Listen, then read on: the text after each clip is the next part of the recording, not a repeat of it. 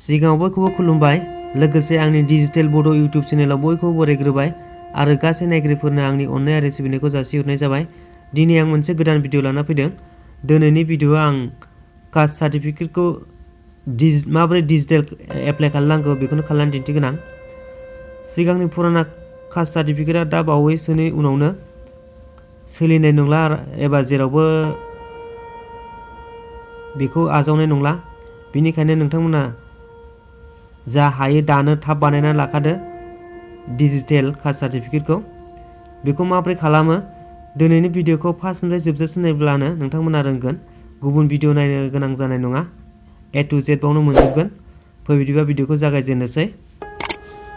नोंथांमोना जिखुनु जाया मोनसे ब्राउजारजों बानायनो हागोन। आं मबाइलनि क्रोम ब्राउजारजों बानायसै।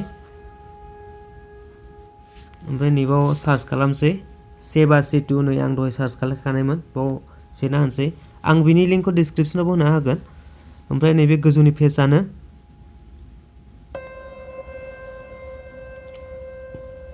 sebasetu.assam.gov.in बेनो साइटआ। बाव एकाउन्ट बानायना लाग्रोनांगौ। नैबे लगिनआव सेरदो। ओमफ्राय नै एकाउन्ट बानायनोबा नोंथाङा जुदि एकाउन्ट गैयाबा नैबे लगिन एन्ड रेजिस्ट्रेसनाव सेरना होदो। रेजिस्ट्रेसन ओमफ्राय गाहायाव फैनानै जुदि एकाउन्ट गैयाबा नैबाव निउ एकाउन्टआव होना होदो। ओमफ्राय बाव नै बेखौ फिलआप खालामदो मबाइल नाम्बार फिलआप खालामदो ओमफ्राय अटिपि गेट अटिपिआव होदो। ओमफ्राय अटिपि फिलआप खालामखांनानै नैबाव नाम होदो। गिभेन नेमाव इउजार नेम पासवार्ड होदो। ओमफ्राय पासवार्डखौ कनफार्म बानायफिनदो। ओमफ्राय जेन्डार सेलेक्ट खालामदो। ओमफ्राय डेट अफ बार्थ होदो नै। ओमफ्राय नैबाव पार्सनेल मेसेज माने बेखौ जेब्ला नों लगइन जागोन अब्ला बे श' जागोन। ओमफ्राय नैबाव खेबसा दं मोनसे बेयो मालाबा प्लासनि जायो मालाबा माइनासनि जायो। ओमफ्राय नैबाव एक्सेप्ट टार्म एन्ड पलिसियाव क्लिक खालामदो। ओमफ्राय साइन आप खालामदो।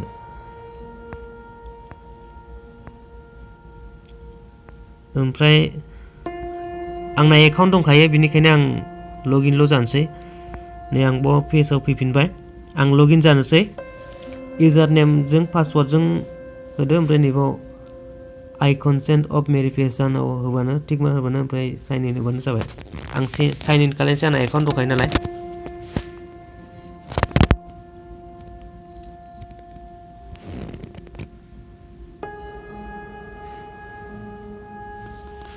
नै लगइन जाबाय आङो।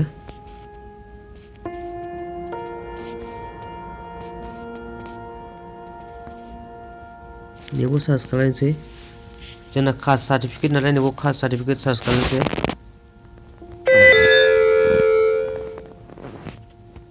कास्ट सार्टिफिकेट सार्च खालामनोसै।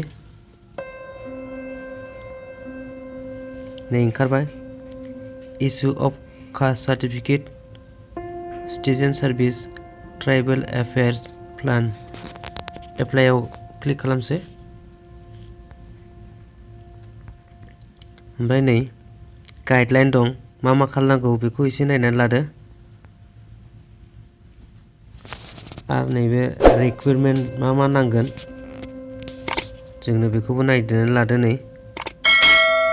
एप्लिकेन्ट फट' मोनसे नांगौ। ओमफ्राय proof of date of birth नांगौ। मेन्डेटरि माने बे नांथारगौ फट'आबो नांथारगोन। Proof of date of birth proof नांगौ बेबो नांथारगौ। प्रुफ अफ रेसिडेन्ट बेबो नांथारगौ। कास्ट सार्टिफिकेट अफ फादार बेखौ नांगौ नङाबा इन केस फादार बिफानि कास्ट सार्टिफिकेट दा गैयाबा नैबेखौनो recommendation of authorized caste tribal community organization notified by state government बेखौ नांगोन। ओमफ्राय नैबे मोनसे अपसनेल। ओमफ्राय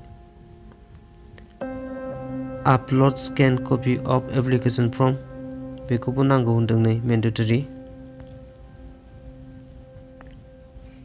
जुदि PFC नङाबा CSC आव एप्लाइ खालामदोंबा।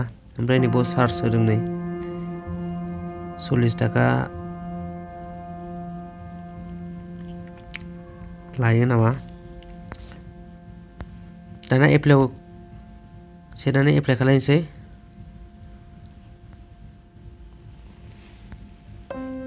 नैबेनो नै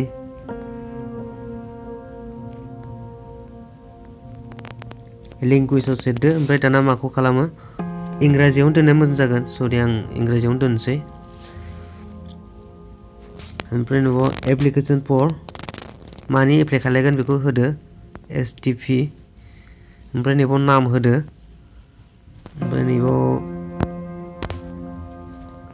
मेल फिमेल सेलेक्ट खालामदो ओमफ्राय मबाइल नाम्बारावबो थाखाबाय नों रेजिस्टार खालामनायनिया ओमफ्राय पेन कार्ड नाम्बारखौ होबा होनो हागोन इमेलखौबो होबा होनो हागोन ओमफ्राय एपिक भटार कार्डनि नाम्बार बिदों बेखौबो गोसोबा होनो हागोन नङाबा दोननो हागोन ओमफ्राय नैबे डेट अफ बार्थआ नांथारगोन नै मानो होनोबा बाव रेड स्टार देखायदों बे रेड स्टार देखायनाया गासिबो कम्पालसरि नांथारगौ बेखौ ओमफ्राय नैबाव फादार नाम सेलेक्ट खालामदो नैबेखौ मादार नाम सेलेक्ट खालामदो बिमानि ओमफ्राय नैबाव कास्ट नैबे जोंना बर'फोरना नैबे बर' कसारि जागोन ओमफ्राय नैबाव साब कास्ट बे बर' बेखौ नायनानै सेलेक्ट खालामदो नैफ्राव एड्रेस होदो नै एड्रेस 1 एड्रेस 2 दं बेखौ होदो ओमफ्राय हाउस नाम्बार होदो ओमफ्राय स्टेटआ सेलेक्ट जानानै दंखायो नै ओमफ्राय नैबाव डिस्ट्रिक्ट सेलेक्ट खालामदो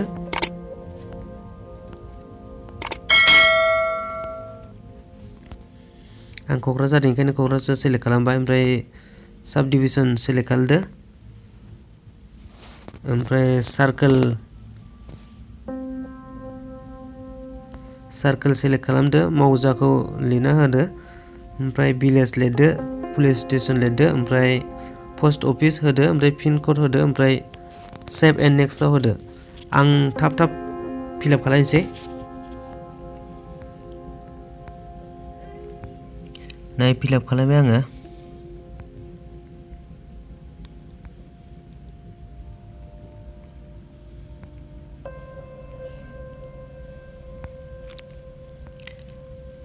फिलआप खालामबाय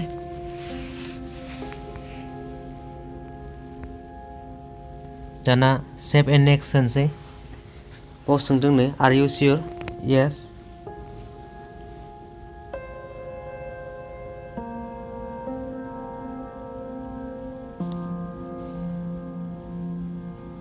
बे बिमानि नामा कारेक्ट जायाखै होनदों नायफिनसै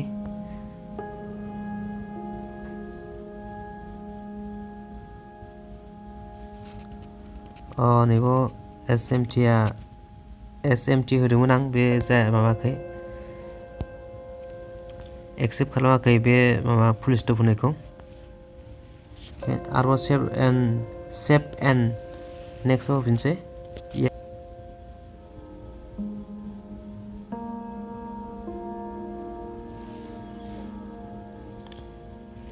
कमप्लिट जाबाय दाना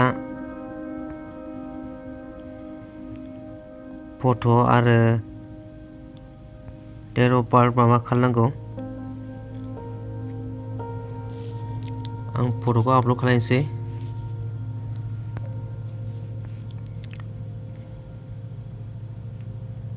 बहाय फट'आ JPG जायो ओमफ्राय बे माखासे डकुमेन्ट्सफोरा PDF फाइल बानायनांगौ PDF फाइलखौ फट'खौ माबोरै PDF फाइल बानायो बिनि लिंकखौ आं डिसक्रिप्सनाव होना होगोन लोगोसे बे आई बाटनावबो होना होगोन नोंथांमोना जुदि खालामनो रोङाबा बे आई बाटनाव थांनानै बे भिडिअखौ नायग्रोदो नङाबा बे भिडिअ जोबखांनायनि उनावबो नायनो हागोन आं फट' आपल'ड खालामनोसै फट'आव होबाय ओमफ्राय बे ब्राउजाराव थांनानै फाइलाव थांसै बियो ओमफ्राय बेखौ फट'खौ मोनसे सेलेक्ट खालामदो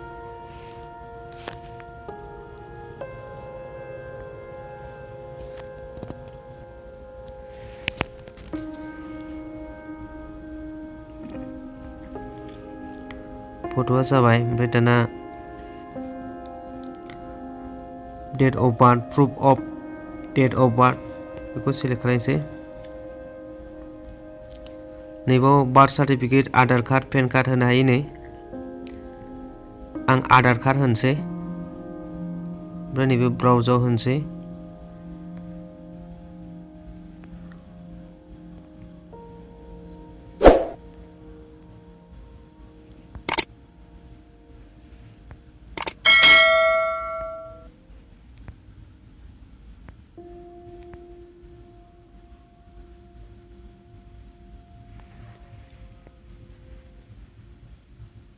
ओमफ्राय मोनसे आरोबाव प्रुफ अफ रेसिडेन्ट,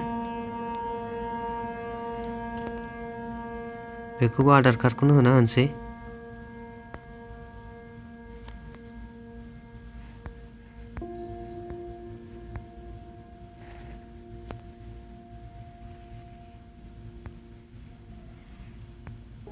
ओमफ्राय दाना नै कास्ट सार्टिफिकेट अफ फादारनि कास्ट सार्टिफिकेट गैयाबा नैबे गाहायाव दं नै एक्सिस्टिं कास्ट सार्टिफिकेट, सिगांनि पुराना कास्ट सार्टिफिकेट दंबा बेखौ होनो हायो। बेयाव सिलेक्ट खालामबाय आं बेखौ, ओमफ्राय ब्राउजाव होनसै।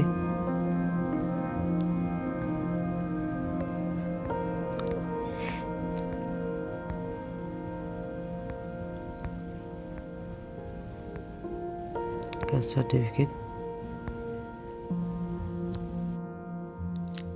एनी आदार डकुमेन्ट्स, बेहा स्टार गैया, बेखौ साबमिट खालामाबाबो जागोन, होआबाबो जागोन। आदार सापर्टिं डकुमेन्ट्सखौ होआबाबो जागोन। दाना साबमिट होनोसै।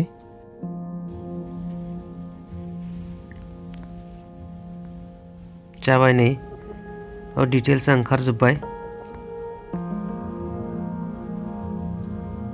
ओमफ्राय मेक पेमेन्ट होनसै। नै पेमेन्ट पेजआ ओंखारबाय। ओमफ्राय नैबाव मेक पेमेन्ट इउपिआई दं नै, इउपिआई अलसो एभेलेबल होनदों, बेयाव थिक खालायनोसै। ओमफ्राय नैबे गाहायाव एक्सिस इजि पे बाव होनोसै। बे एक्सिस बेंकनि नङा, बेयो बाव गोबां माबा दं। एग्रियाव होनसै, ओमफ्राय प्रसिड टु पेमेन्टआव बेखौ जिआरएन नाम्बार आं स्क्रिनशट खालामनानै लाबाय। नट खालामनानै लानो हागोन नोंथांमोना बे नाम्बारखौ, उनावहाय चेक खालामनांगौ।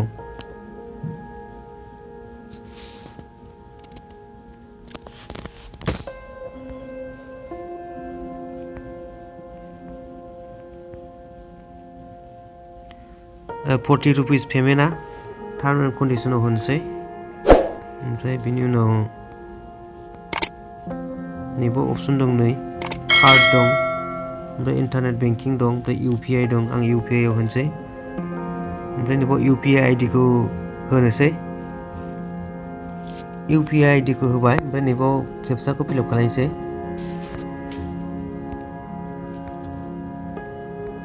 ओमफ्राय कमप्लिट पेमेन्ट अन फन होबाय। 3 मिनिटनि गेजेराव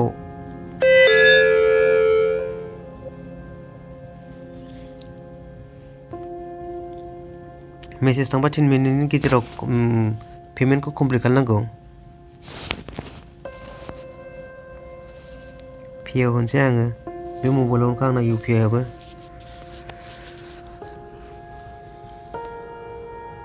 पेआव होबाय, पे 40 थाखा।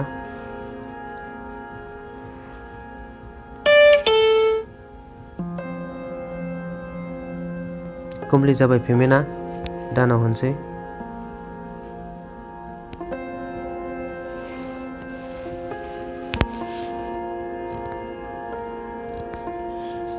पेमेन्ट जाबाय, पेमेन्ट स्लिपखौबो माबा खालामनो हायो।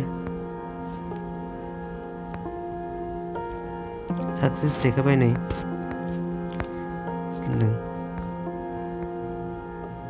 प्रसिड टु गभर्नमेन्ट रिसिभ, हारसिङै लडिं जाबाय नै। नै एक्न'लेजमेन्ट मोनबाय। माय एप्लिकेसनाव थांसै आङो।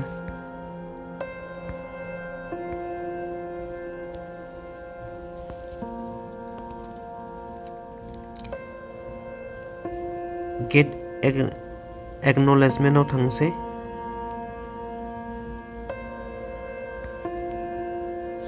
नैबेनो एक्न'लेजमेन्टआ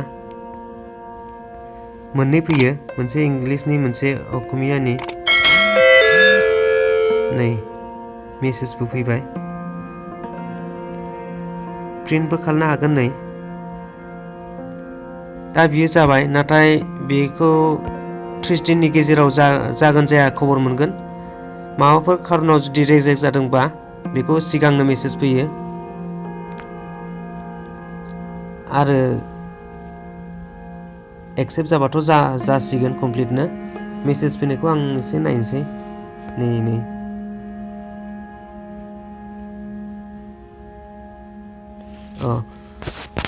साक्सेसफुल साबमिट साक्सेसफुल जानायनि मेसेज फैदों। उनाव मा जायो, रिजेक्ट जायोना जाथायो, आं बिनि भिडिअखौ लानानै फैगोन। दिनैनि भिडिअ एसेनोसै होमबा। भिडिअखौ जोबजासिम नायनो थाखाय गोजोन्थों। Thank you.